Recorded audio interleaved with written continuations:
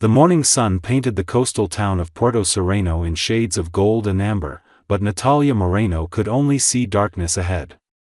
She stood in the tiny bathroom of her childhood home, staring at her reflection in the cracked mirror. Today was supposed to be impossible.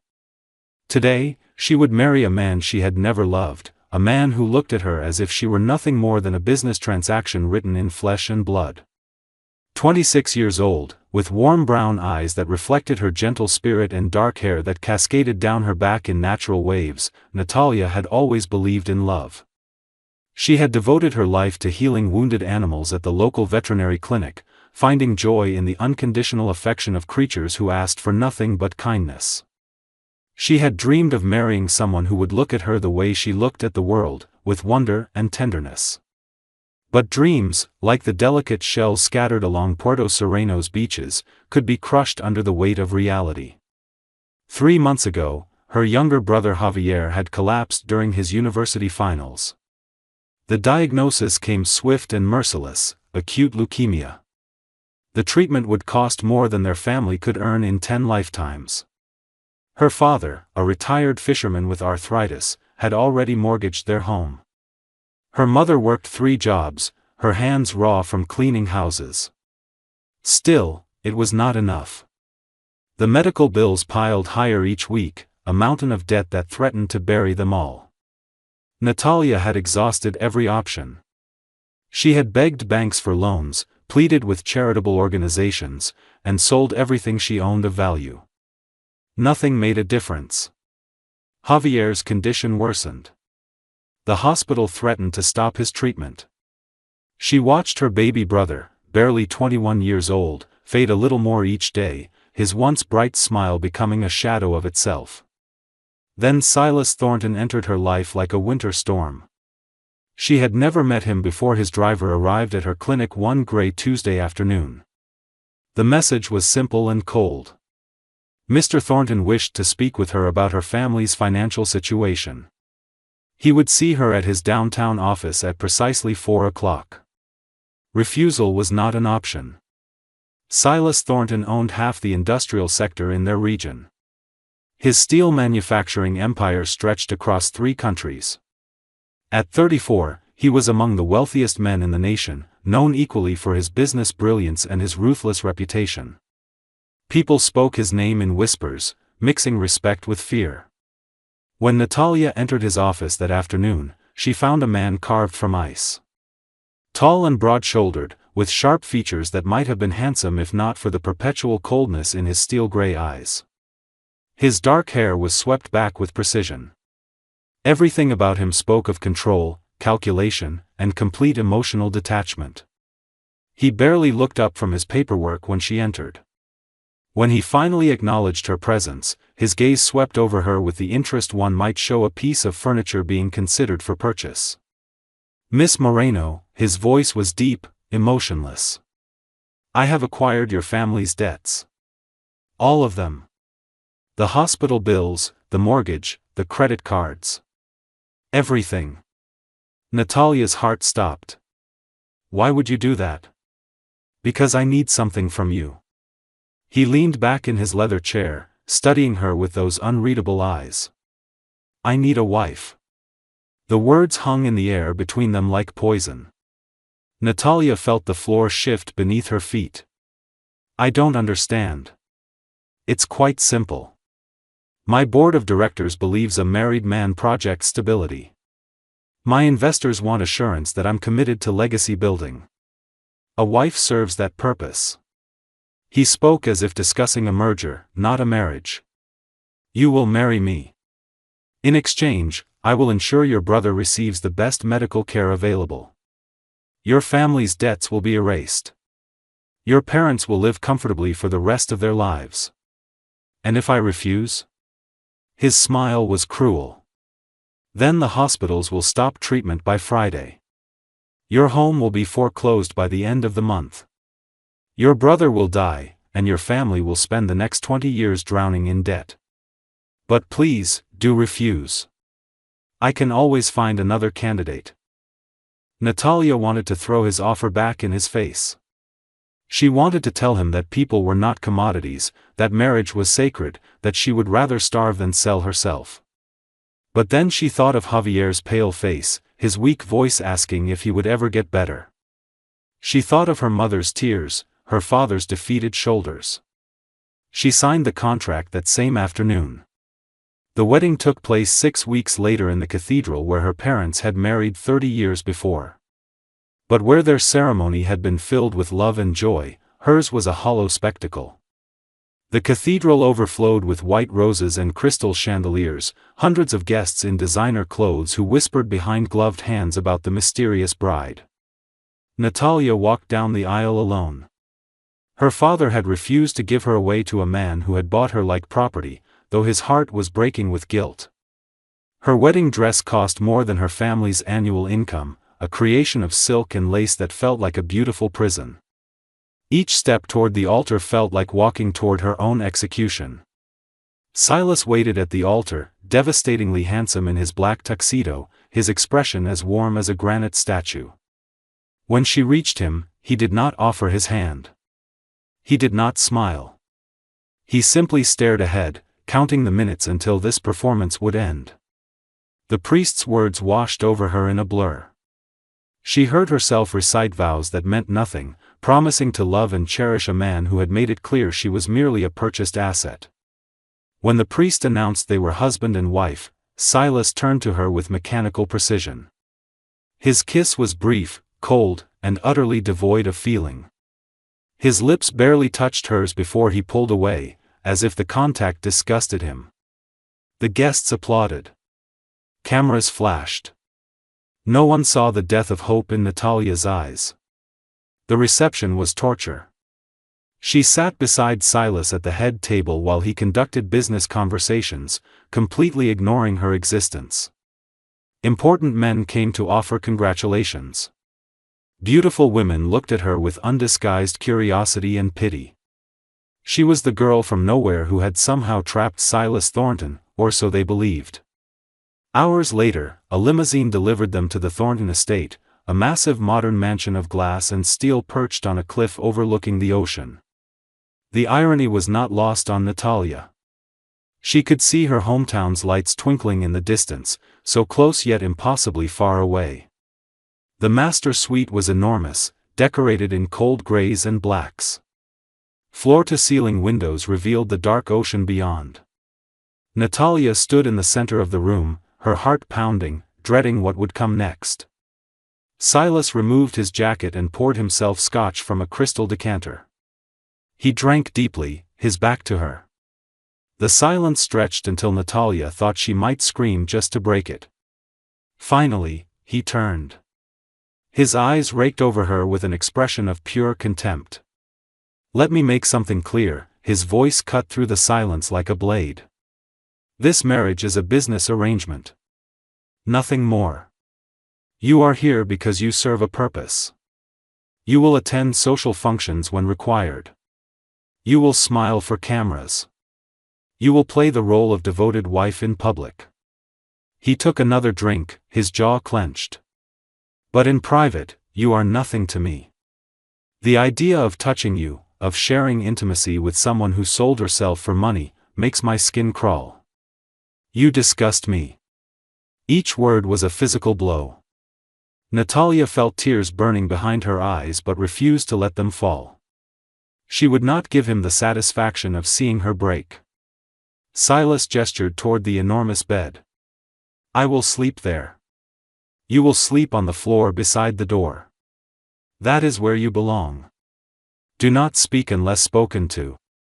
Do not cry. Your self-pity irritates me. Remember what you are. A purchased convenience. A necessary evil." He turned away, dismissing her, and began preparing for bed as if she had already ceased to exist. Natalia stood frozen, her wedding dress suddenly feeling like chains. This was her life now. This beautiful prison, this man of ice who had bought her body but would never touch it, who owned her future but despised her present. With trembling hands, she gathered a thin blanket from the closet.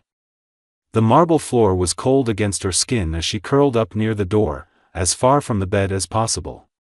Through the windows, she could see the stars above the ocean, the same stars that shone over her family's home, over Javier's hospital room. She had saved them. But in doing so, she had condemned herself. As Silas's breathing deepened into sleep, Natalia finally allowed her tears to fall, silent and bitter. She cried for her lost dreams, for the love she would never know, for the girl she had been that morning who still believed in fairy tales. Tomorrow, she would be strong.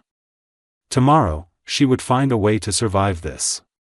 But tonight, on the cold floor of her wedding night, Natalia Moreno mourned the death of hope and the birth of a life sentence she could never escape. The first month in the Thornton mansion taught Natalia the true meaning of loneliness. She had expected coldness from Silas, but she had not anticipated the crushing isolation that came with being invisible in your own home.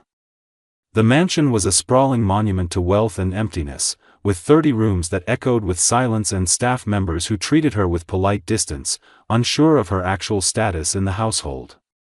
Silas kept his word with brutal efficiency. He left before dawn each morning, his departure marked only by the sound of his car engine fading down the driveway. He returned late at night, often past midnight, going directly to his study or the master bedroom without acknowledging her presence. On the rare occasions their paths crossed in the hallways, he would look through her as if she were made of glass, transparent and unworthy of notice. Natalia created routines to survive. She woke early, walked the estate grounds, and ate breakfast alone in the vast dining room while staff members moved around her like ghosts. The head housekeeper, Mrs. Vega, was a stern woman in her 50s who ran the household with military precision but showed Natalia neither warmth nor hostility, only professional courtesy. During one of her morning walks, Natalia discovered the kennels at the far edge of the property, hidden behind a line of cypress trees. The structures were old, clearly neglected for years, but inside she found 3 dogs in various states of distress.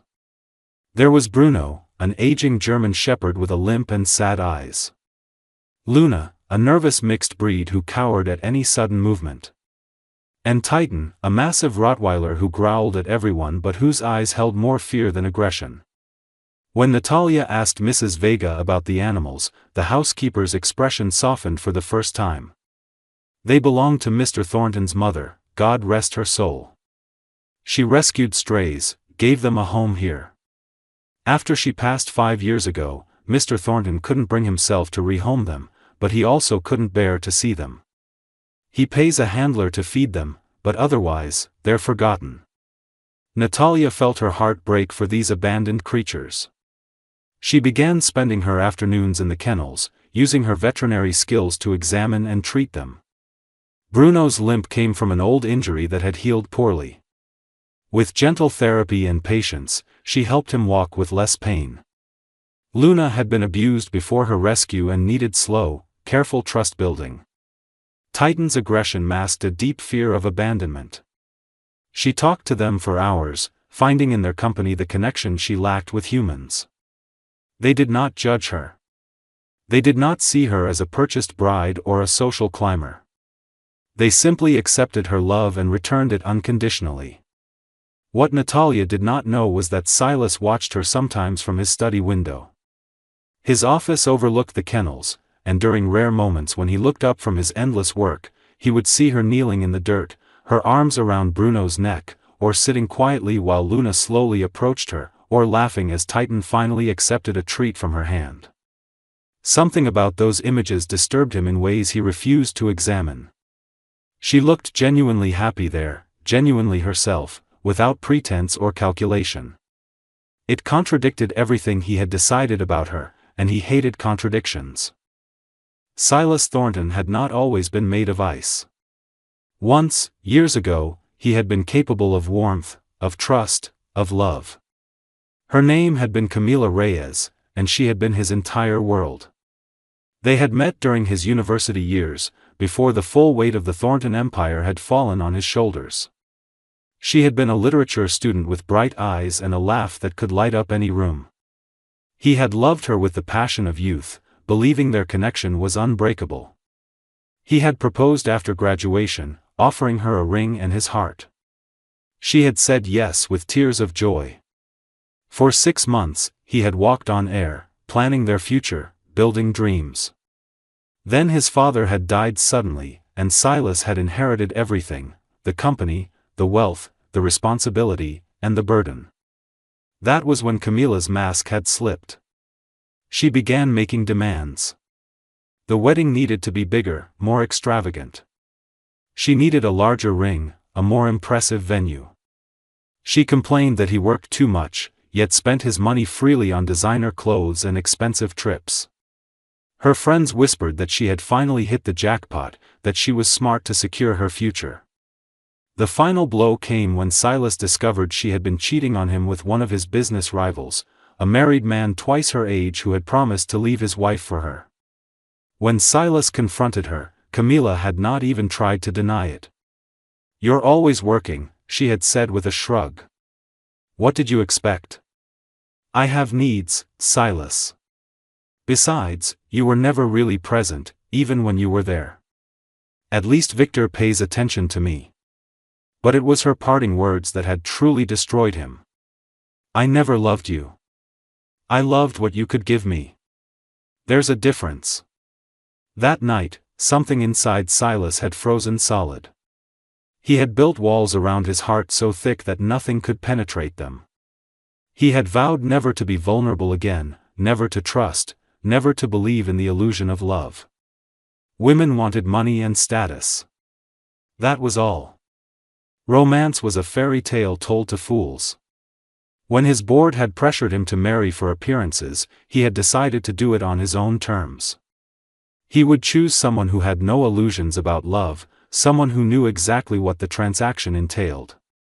When his investigators had brought him information about Natalia Moreno and her desperate family situation, he had seen the perfect solution. She would marry him for money. He would never have to pretend it was anything more.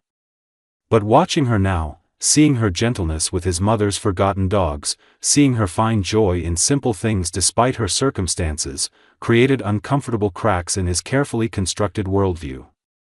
One afternoon, Silas came home early due to a cancelled meeting. He headed toward his study but paused when he heard singing coming from the east wing. Following the sound, he discovered Natalia in his late mother's conservatory, a glass-enclosed garden room that had been locked since her death. Somehow, Natalia had found the key. She had cleaned the space, removing years of dust and neglect. The dead plants had been cleared away, and she was now carefully tending to a few survivors she had coaxed back to life. She wore simple jeans and a cotton shirt, her hair pulled back in a messy bun, dirt under her fingernails. She was singing softly in Spanish, an old folk song his mother used to hum. Silas felt an unexpected tightness in his chest. This room had been his mother's sanctuary, her place of peace. He had locked it away because the memories were too painful. Yet here was this woman, this stranger, bringing it back to life. "What are you doing here?" His voice came out harsher than intended, making Natalia jump and turn, her eyes wide. "I'm sorry," she said quickly, her hands trembling slightly. "I found the conservatory while exploring. It seemed wrong to leave it abandoned. Your mother clearly loved this place. I thought I could restore it. You had no right." Silas stepped into the room, his jaw clenched. "This room is private. Everything in this house is mine, including your time and your activities. You do not make decisions without permission." Natalia's eyes flashed with something he had not seen before. Anger. "I am your wife, not your prisoner. Or am I wrong about that? You are whatever I say you are." Silas moved closer, using his height to intimidate her. "You are here because I purchased your compliance. Do not forget that." "I have not forgotten for a single moment." Natalia stood her ground despite her obvious nervousness. "You remind me every day with your silence, your contempt, your complete disregard for my humanity. But I will not apologize for trying to find something beautiful in this prison you have built around both of us." Her words struck deeper than she knew. Before Silas could respond, his phone rang. It was his assistant with an urgent matter. He gave Natalia one final cold look and left, but her words echoed in his mind for hours afterward. That evening, Silas was required to attend a charity gala, one of the social obligations that necessitated having a wife. It was Natalia's first public appearance since the wedding. Mrs. Vega helped her prepare, providing a stunning emerald gown that complemented her coloring perfectly. When Natalia descended the stairs, Silas was waiting in the foyer. For a moment, just a moment, something flickered in his eyes as he looked at her. But it vanished so quickly Natalia thought she had imagined it. The gala was held at the city's most prestigious hotel. Hundreds of wealthy donors mingled in a glittering ballroom, champagne flowing freely. Silas introduced Natalia to various business associates and society figures, his hand at the small of her back, playing the attentive husband perfectly. It was all performance, and they both knew it. Then she appeared. Camila Reyes, now Camila Davison after marrying the man she had left Silas for. She looked stunning in a red dress, her beauty polished and predatory. When she spotted Silas, her eyes lit with malicious interest. "Silas," she purred, gliding over with her husband trailing behind. "How wonderful to see you. And this must be your new wife. How charming." Natalia felt Silas tense beside her, his hand tightening almost painfully at her waist. She looked up and saw something she had never seen in his face before. Pain. Raw, unguarded pain that he quickly masked, but not before she glimpsed the wound beneath his armor. "Camila," Silas said flatly. "I see marriage agrees with you." Camila laughed, a sound like breaking glass. "Oh, you know me. I always land on my feet. Though I must say, I was surprised to hear you had married. I thought you swore off relationships after we ended things." She turned to Natalia with false sweetness. "Did he tell you about us? We were quite serious once."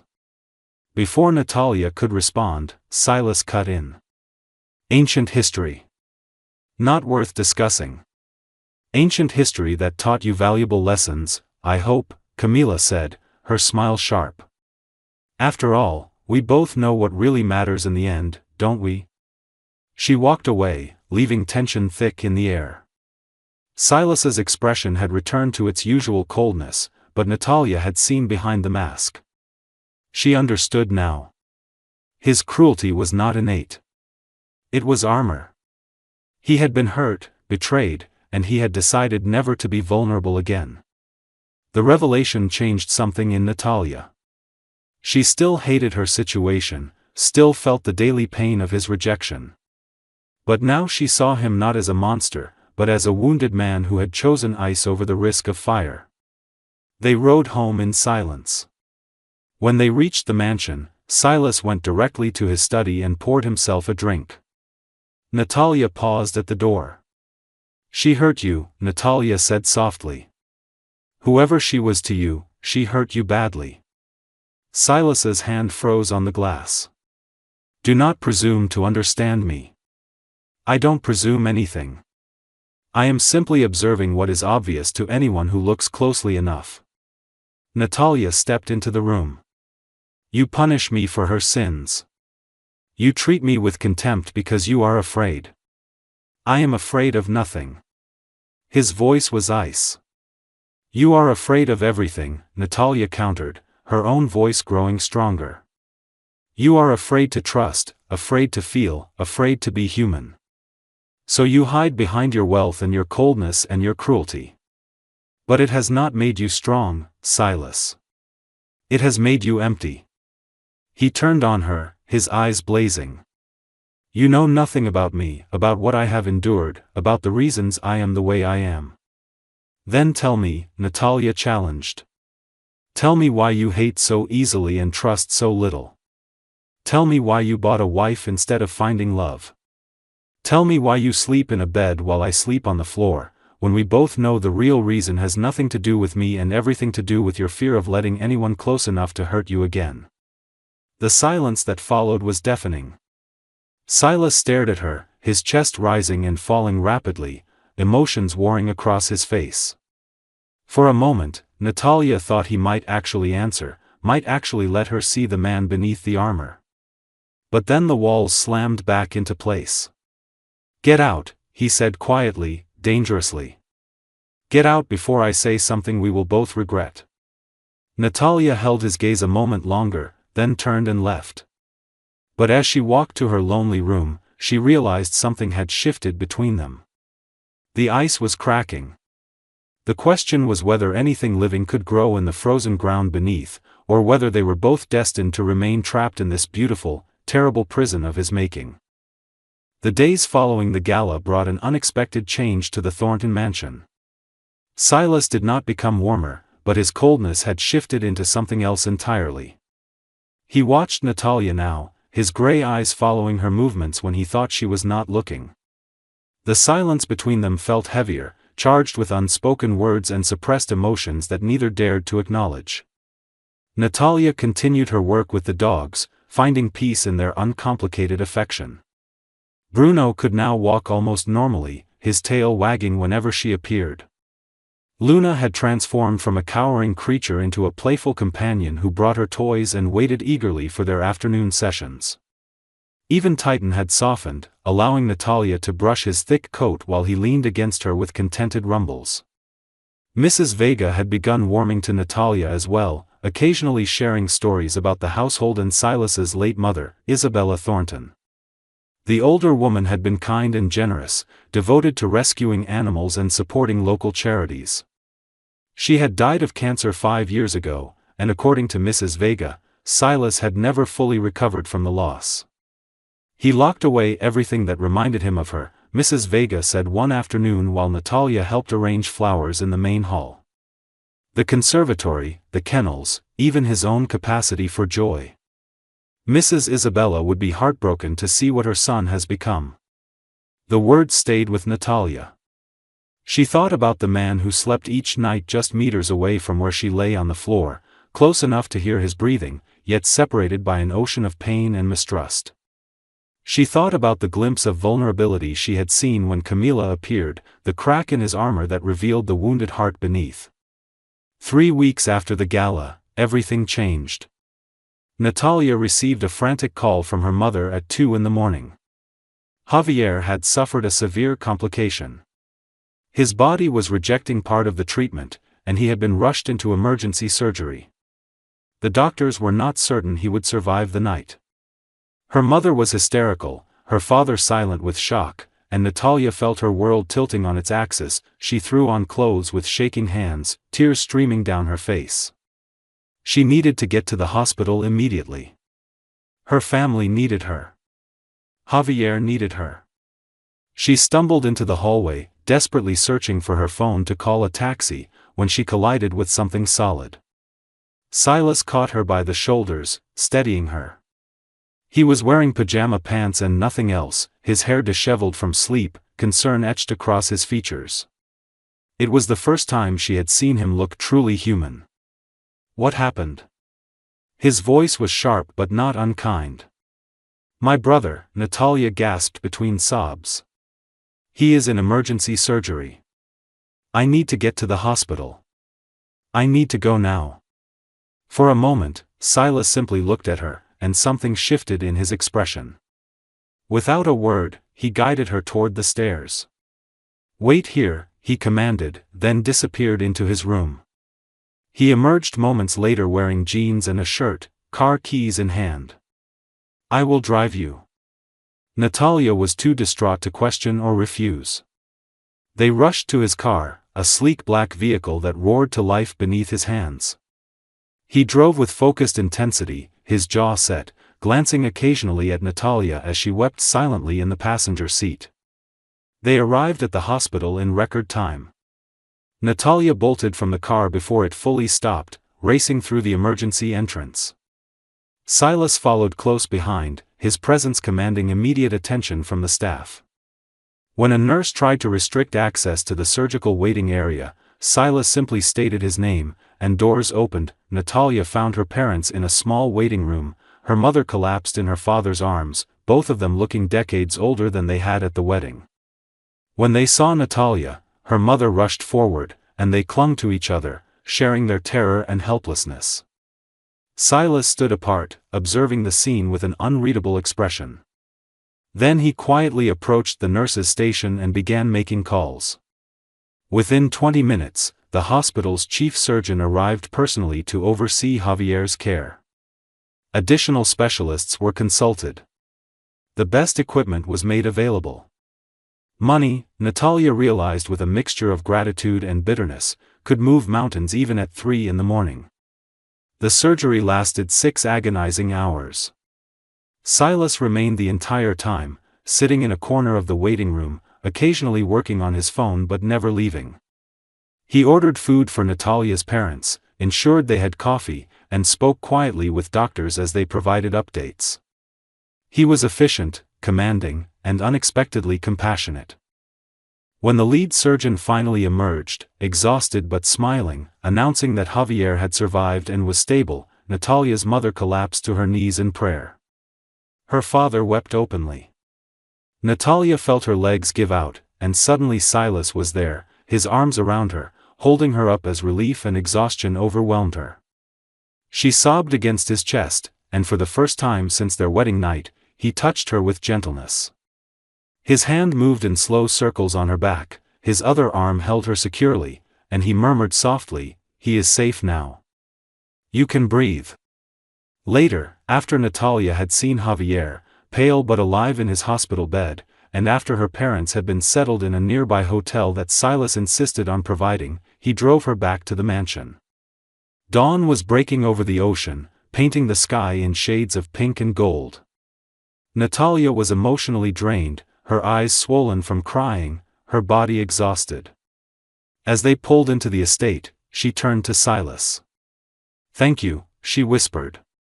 "For everything you did tonight. You did not have to help like that." Silas's hands tightened on the steering wheel. "Your brother is the reason you married me. His survival protects my investment."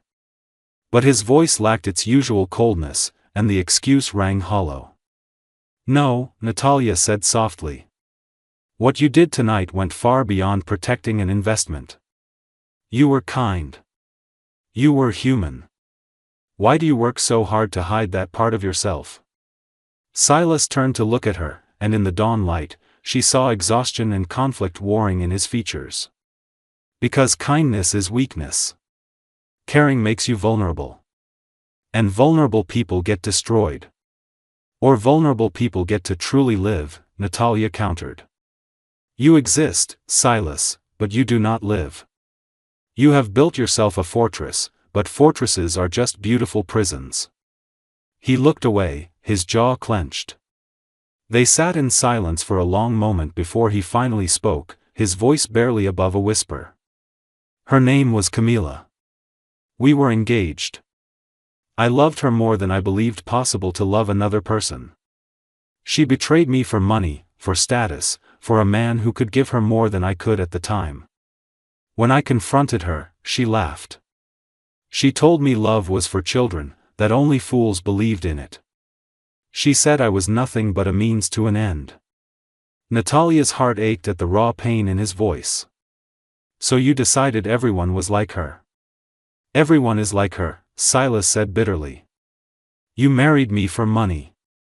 She stayed with her husband for money. People are predictable and selfish. Love is just a pretty word for transaction."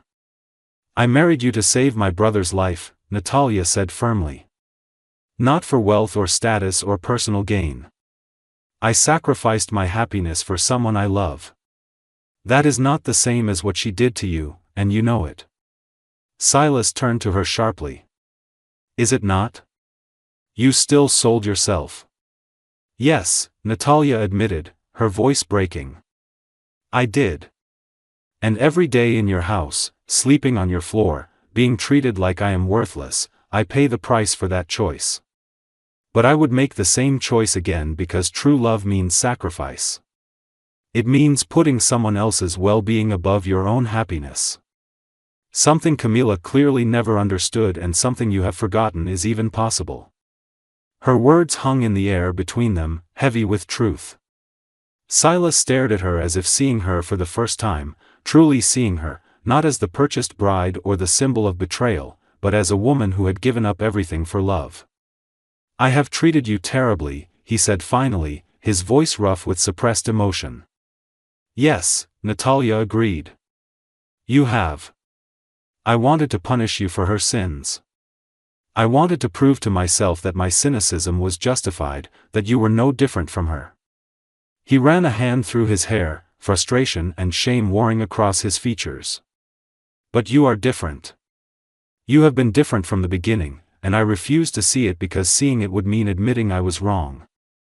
That I have been cruel to an innocent woman. That I have become exactly the kind of person I despised." Natalia felt tears prickling her eyes again. "Why are you telling me this now?" "Because watching you tonight with your family, seeing the love you have for your brother, the sacrifice you made for him, the genuine gratitude in your eyes despite everything I have done to you."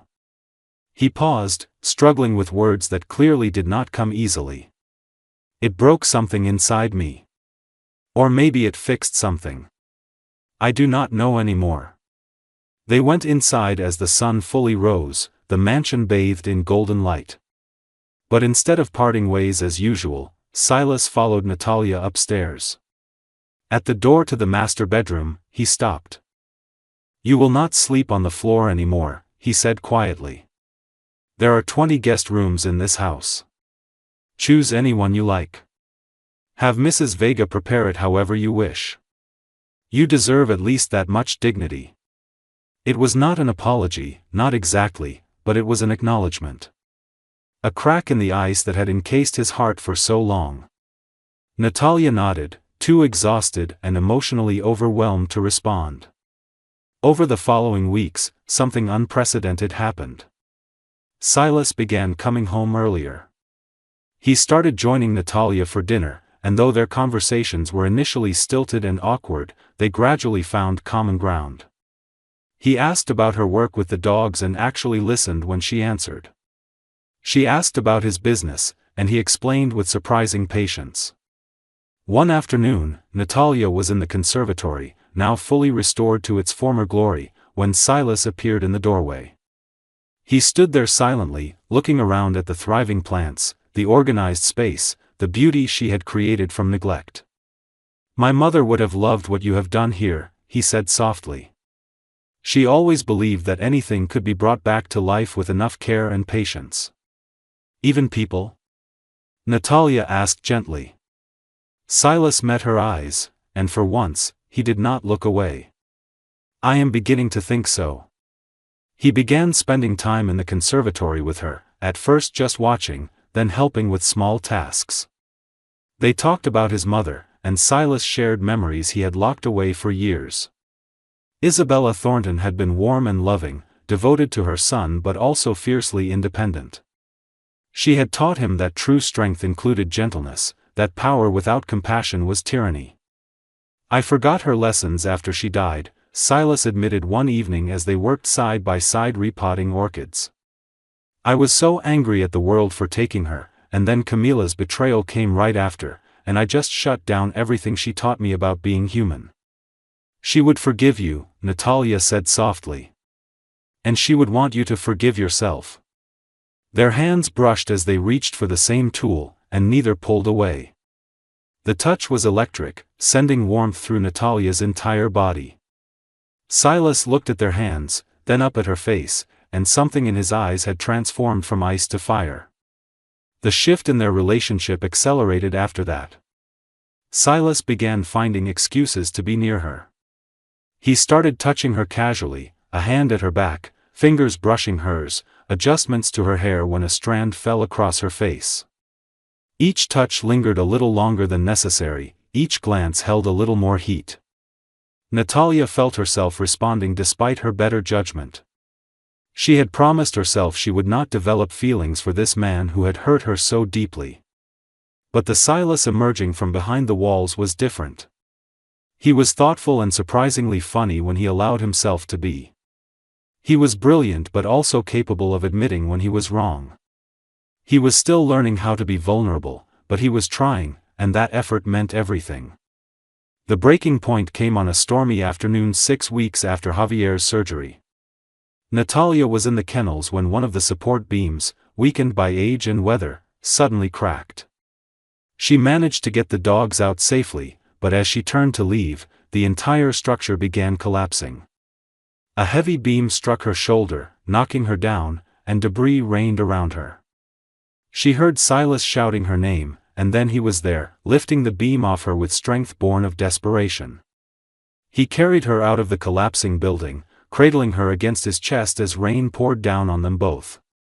His face was white with fear, his hands shaking as he examined her injuries. "Are you insane?" he shouted, but his voice cracked with emotion.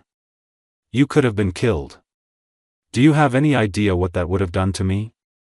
Natalia looked up at him, rain and tears mingling on her face. "Would it have mattered?" "Of course it would have mattered," Silas said fiercely, his gray eyes blazing. "It would have destroyed me. Do you not understand? I cannot lose you. Not now. Not ever." The admission hung between them, more powerful than any declaration of love could have been. Silas gathered her closer, his lips finding her forehead, her cheeks, her eyelids, soft kisses that spoke of desperation and relief and something deeper he could not yet name. "I am falling in love with you," he whispered against her wet hair. "I fought it. I tried to convince myself it was impossible. But watching you nearly die just now made me realize that I would rather face every fear, risk every pain, than spend another day pretending I do not care." Natalia's breath caught. "You humiliated me. You made me sleep on the floor.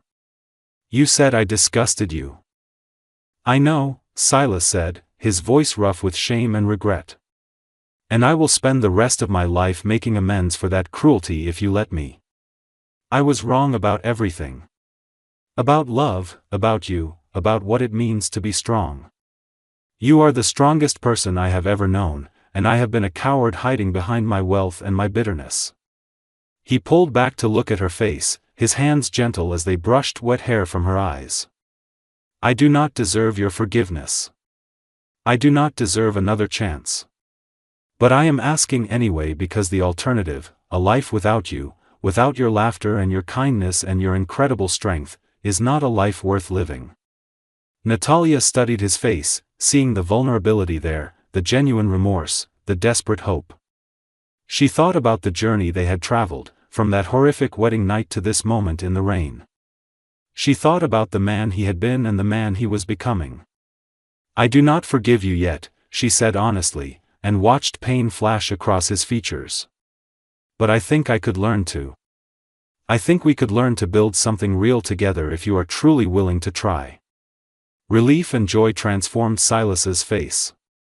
"I will spend every day proving I am worthy of that chance. I swear it." He kissed her then, not the cold, brief kiss of their wedding day, but a kiss filled with passion and promise and the beginning of something neither had believed possible. The rain poured down around them, washing away the past, baptizing them into a new beginning. The doctor confirmed that Natalia had escaped with only bruises and a mild sprain. Silas refused to leave her side, personally tending to her needs with a gentleness that made Mrs. Vega smile knowingly. That night, when Natalia retired to her guest room, Silas appeared at her door. "May I stay?" he asked hesitantly. "Just to hold you. To know you are safe. Nothing more unless you want it." Natalia nodded, and for the first time since their wedding, they shared a bed. Silas held her carefully, mindful of her bruises, his arms creating a shelter of warmth and safety. They talked deep into the night about everything, their pasts, their fears, their hopes for a future neither had dared imagine. "I want to marry you again," Silas said as dawn approached. "Properly this time. Not as a transaction but as a choice. Not because of debts or obligations, but because I cannot imagine my life without you in it." "We are already married," Natalia pointed out with a small smile. "Then let us renew our vows. Let us make new promises that mean something. Let me stand before everyone we know and tell them that you are not my purchased bride but my chosen partner, my equal, my love." Tears slipped down Natalia's cheeks, but these were tears of joy. "Yes," she whispered. "Yes, I would like that very much." The renewal ceremony took place 3 months later in the restored conservatory, surrounded by flowers and the people who truly mattered. Javier, now in remission and gaining strength daily, walked Natalia down the aisle this time. Her parents wept with happiness. Mrs. Vega beamed from the front row. The 3 dogs sat obediently nearby, their tails wagging. But the most important difference was Silas himself. When Natalia reached him, he was crying openly, unashamed of his emotions. When he spoke his vows, his voice shook with sincerity. "Natalia, I was lost in darkness, convinced that love was a lie and trust was for fools. You came into my life, and even when I tried to break you, you remained whole. You showed me that true strength is not in walls but in vulnerability. That real courage is not in isolation but in connection. I vow to spend every day proving worthy of your love. I vow to honor the sacrifice you made and the grace you have shown. I vow to be the man you see when you look at me with those kind eyes, even when I cannot see it myself." Natalia's vows were equally heartfelt. "Silas, you gave me a prison but I found freedom. You gave me contempt but I found purpose. You gave me loneliness but I found myself. And in finding myself, I discovered you, the real you beneath the armor. I vow to continue seeing that man. I vow to challenge you when you retreat behind your walls. I vow to love you not despite your scars but because of them, because they are part of the journey that brought you to me." When they kissed this time, it was a kiss of genuine love, of partnership, of 2 wounded souls who had found healing in each other. The small gathering erupted in applause, and for the first time in years, the Thornton mansion echoed with joy instead of silence. 1 year later, Natalia stood in that same conservatory, now expanded into a full rescue center for animals. She had used Silas's resources to create something beautiful, a sanctuary where abandoned and abused animals could find safety and love.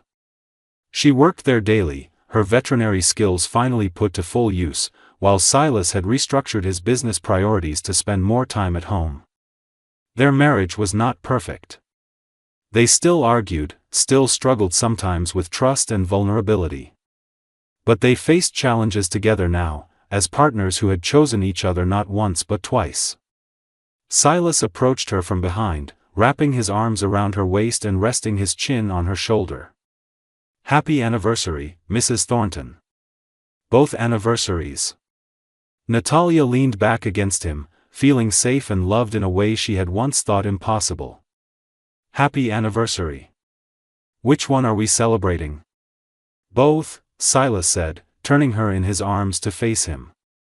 "The day I forced you into this marriage and proved myself a fool, and the day you gave me another chance and proved yourself an angel." "I am no angel," Natalia protested with a laugh. "You are to me," Silas insisted, his gray eyes warm with love. "You took a man made of ice and taught him how to feel again. You turned a prison into a home. You transformed a transaction into true love. If that is not miraculous, I do not know what is." He kissed her softly, and in that kiss was everything they had overcome, everything they had built, and everything yet to come. The ruthless millionaire who had bought a bride on their wedding night had become a man who cherished his wife. The sacrificial bride who had slept on the floor had become a woman who knew her worth and demanded respect. Together, they had proven that even the coldest hearts could thaw, that even the deepest wounds could heal, and that love, real love built on respect and choice rather than obligation, was worth every sacrifice, every struggle, every moment of pain that had brought them to this place of peace. As the sun set over the ocean, painting the sky in shades of fire and gold, Silas and Natalia stood in their conservatory surrounded by life they had nurtured together, proof that with patience, courage, and genuine care, anything could be brought back from the edge of destruction and taught to bloom again.